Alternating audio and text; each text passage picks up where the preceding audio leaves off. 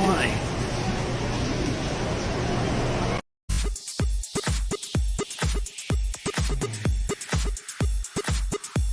18 nakipag-meet up sa Araneta nang di inaasahan na ang grupo ng Mahalima ang kanyang madadatnan.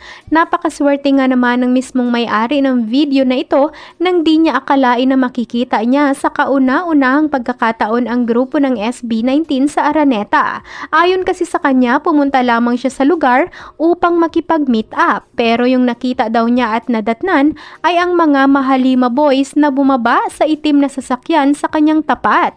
Maririnig naman kung gaano kinilig ang may-ari ng video. Ngunit sa kabila nito ay nanatili lamang silang kalmado at tahimik. Saad ng 18, matagal na daw umano niya itong kuhang video sa mga boys. Late post lang dahil before pa ng pagtatag concert kuha ang nasabing video.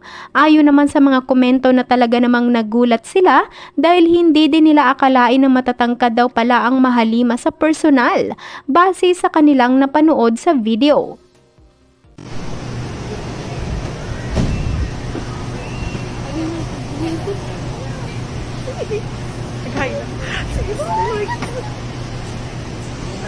Oh my God!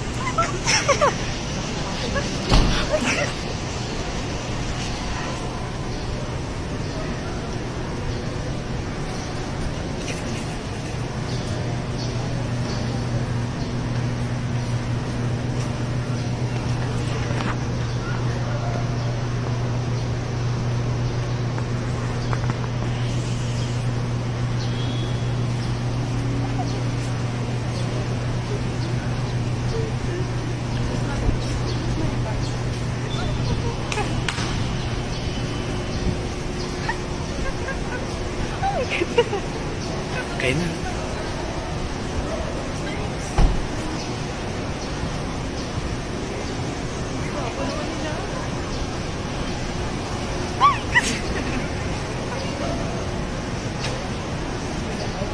Sinilip ko talaga si Ken. Oh, pinilit mo nga, nakita ko nga eh.